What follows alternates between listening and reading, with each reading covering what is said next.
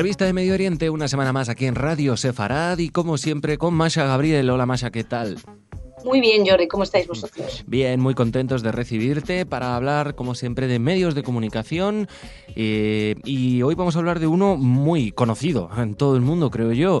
New York Times, me parece que además es un referente en Estados Unidos, ¿no, Masha?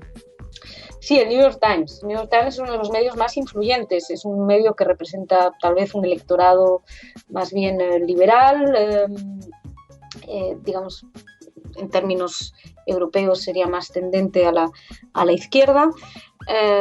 Es el medio más leído que ahora mismo y pues sí, muy, muy importante, es como todo, es un símbolo. Y a la vez es un medio que con respecto a Israel es profundamente errado, comete muchísimos errores, vamos a decir, pero a veces no se sabe hasta qué punto es una equivocación o es mala intención. Sí, Hemos hablado de ello. De hecho, Cámara tiene un estudio respecto a un análisis, pero vamos, numérico respecto a porcentajes, el tipo de lenguaje utilizado, qué noticias se cubren. Se hizo un estudio muy pormenorizado de la cobertura del New York Times, que recomiendo a los lectores que sepan hablar inglés o que puedan leer inglés. Les recomiendo que vayan a la página de Cámara y lo vean ahí, porque es realmente muy riguroso este estudio. El caso es que el New York Times, además, ha escrito un artículo que me parece que es, de algún modo, paradigmático de algunos de los males que achacan a los medios en general. Y aunque no es un medio en español, me gustaría mencionar este artículo porque creo que podemos extrapolar la experiencia para algunos medios serios. No estamos hablando de medios que se enfurecen en contra de Israel porque forma parte de la ideología. Estamos hablando de medios que supuestamente, reiteramos, supuestamente intentan guardar cierta objetividad, intentan ser un referente del buen periodismo. En ese sentido, el New York Times publicó un artículo respecto al acoso, a la violencia de la que son víctimas los judíos en el Monte del Templo. Y es muy curioso, este artículo, como decía, de Gilad Eyni en Cámara, destaca 2 puntos positivos y 2 puntos negativos. Y voy a hablar más o menos de este artículo siguiendo la línea de pensamiento de Gilad Eyni. Es interesante marcar el primer punto positivo de este artículo, y es que por primera vez, bueno, no por primera vez, pero es una de las pocas veces que el periódico habla de la violencia que ejercen los palestinos. Pues sí, toda una novedad.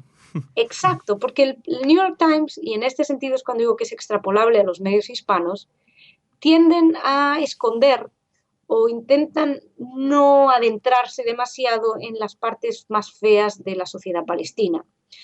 Sí se adentran en cualquier cosa que pueda suponer algo anti-israelí o que pueda mostrar una imagen fea de la sociedad israelí, pero es muy contadas ocasiones que hagan eso con la sociedad palestina. Y en esta ocasión lo han hecho, y entonces hay que destacarlo, es importante. Hablan de cómo los grupos judíos que van a rezar al Monte del Templo son recibidos por cantos, piedras, gritos, gestos hostiles, todo para hacer que este lugar, que recordemos es el lugar más sagrado del judaísmo, se convierta en una zona libre de judíos. Y esto estamos utilizando términos del presidente palestino, Mahmoud Abbas, para hablar de un Jew-free zone, ¿no? Una zona libre de judíos. Es interesante que lo haya destacado el New York Times. Otro punto interesante es que habían cometido un error, porque al hablar del Monte del Templo, y esto, Jordi, estoy convencida de que te sonará mucho de los medios españoles, hablan de cómo el Monte del Templo es uno de los lugares más sagrados del Islam. Sí, efectivamente, es un clásico ese ya. Punto. Entonces, el lector no entiende, que esto es una de las cuestiones también que creo que es extrapolable a otros temas. El lector no puede entender. Si solamente estás diciendo que esto es importante para los palestinos, ¿por qué los judíos se empeñan en ir a rezar ahí? ¿Para molestar? ¿Para violentarlos? ¿Para escandalizar? Es una provocación. La conclusión sencilla es que los judíos vienen a provocar, ¿no? Exacto. Bueno, en ese sentido, Cámara contactó con el, con el diario, con New York Times, quienes inmediatamente cambiaron el texto y sí que explicaran, o sea, pasaron de decir que el Monte del Templo es reverenciado por por los musulmanes, pasaron a decirlo que es el lugar más sagrado del judaísmo y el tercero más sagrado del Islam, cosa que es probablemente como haya que explicarlo. Y todo esto es positivo, es decir, son capaces de mostrar una parte fea de la sociedad palestina, son capaces de mostrar algo a lo que no nos han acostumbrado, y es que los palestinos también hacen cosas feas, y además son capaces de cambiar un problema de vocabulario que va más allá del problema de vocabulario, que tiene que ver también para explicar el porqué de las tensiones y para explicar cuál es el lugar de los judíos y su relación con esa tierra. Pasamos a lo negativo, que también está relacionado. Lo negativo es que además de haber hecho, de haber cambiado esto, de haber hecho estas partes positivas, acusan a los judíos de ser responsables por el aumento de la tensión. Es decir, ¿por qué? Porque un grupo pequeño de judíos había rezado durante mucho tiempo en el lugar, pero más judíos habían visitado en los últimos años y esto había aumentado las tensiones que han estallado en una violencia en el otoño pasado. Así lo explican, que esto incrementó las tensiones que estallaron en la violencia el año pasado, el que más judíos hayan ido a visitar el lugar. Sin embargo, el New York Times no menciona que no considera que el hecho de que el movimiento islámico haya empezado a llevar a palestinos en autobuses para que vayan a rezar ahí, o que hayan puesto grupos que a los que pagan, por cierto, $300 por mes para quedarse ahí día y noche, para vigilar durante todo el tiempo, para que en el fondo los judíos no puedan ir a rezar, para recibir a los judíos con violencia, para acosarlos. Hay imágenes de niños que están horrorizados, niños judíos pequeños que van a rezar. Esto, según el New York Times, no parece que incremente las tensiones. Lo mencionan, pero no es algo que incremente las tensiones, sino que para el New York Times eso describe como si estuvieran intentando, que dice que los musulmanes están reforzando su reclamo de ese lugar. O sea, si los judíos van a rezar, incrementan la violencia. Si los musulmanes llevan buses para ocuparlo y para atacar a los judíos, lo que están haciendo es simplemente reforzando el reclamo de ese lugar. Vaya. Es interesante. Sí, no, cuanto menos. Pero más interesante, otro segundo problema, es que no hablan abiertamente de lo que está pasando en el New York Times. No solamente dicen que los judíos son los responsables por incrementar las tensiones, por ir a rezar a su lugar más sagrado, pero olvidan que lo que realmente, y dice que eso terminó el verano pasado en una tensión entre judíos y musulmanes, pero es que olvidan lo que realmente pasó el otoño pasado. Poco después de que Mahmoud Abbas hubiera dicho que había que prevenir bajo cualquier circunstancia que los judíos entraran a desecrar el monte del templo, poco después se lanzó una terrible ola de violencia cuyos objetivos eran los judíos. Los palestinos masacraron recordemos que masacraron a unos fieles que estaban rezando en una sinagoga en Jerusalén. Un bebé fue asesinado después de que un conductor intencionalmente se lanzara contra un grupo de gente que estaba esperando el tren. Yehuda Glick fue asesinado. Le dispararon a Yehuda Glick. Aunque luego los medios se ocuparon de decir que era un extremista, un agitador, etcétera. Era un hombre que quería ir a rezar ahí. Hubo muchísimos más ataques, varios coches que se lanzaron contra población civil, apuñalamientos, más asesinatos. Todo esto no es violencia que va en ambas direcciones. Lo que ocurrió el otoño pasado es que fueron los judíos que fueron víctimas de ataques por parte de los palestinos.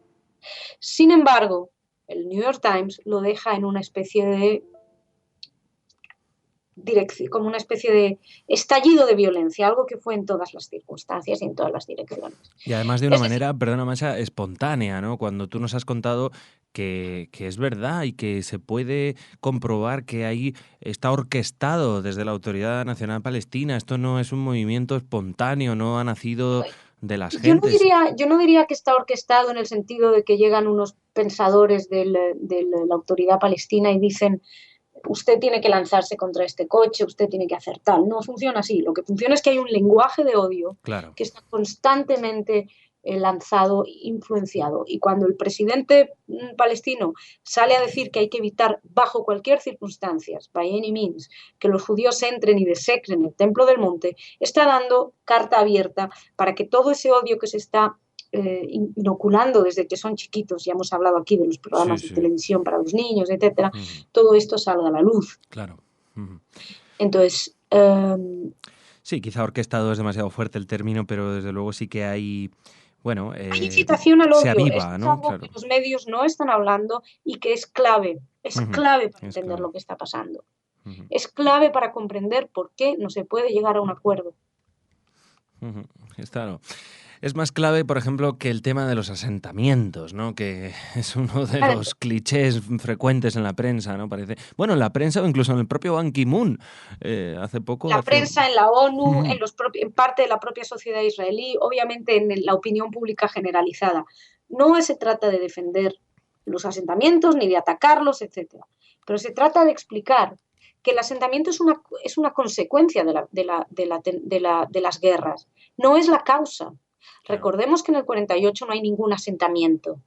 Recordemos que los asentamientos o la conquista de tierras o la ocupación o como se quiera llamar empieza en el 67 y sin embargo hasta el 67 hay varios ataques contra los israelíes. Entonces, esto no es más que los asentamientos son una consecuencia. Querer convertirlo en una causa es lo que hace que no se entienda absolutamente nada de lo que está sucediendo ahí. Si conviertes el asentamiento en una causa, es fantástico, los judíos tienen la culpa de todo. Y entonces es tan sencillo como eso para explicarlo. El problema es que no es así. El asentamiento, te guste o no te guste, es una consecuencia.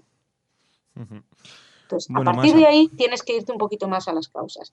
Y tiene que ver con esto que estamos hablando del New York Times. Hemos elegido un artículo concreto porque me parece que es un artículo muy destacable, pero además de eso porque creo que señala un poquito lo que ocurre con una tendencia occidental y de los medios sobre todo, puede que a los judíos se los ataque, pero es que también, claro, están en la base del horror.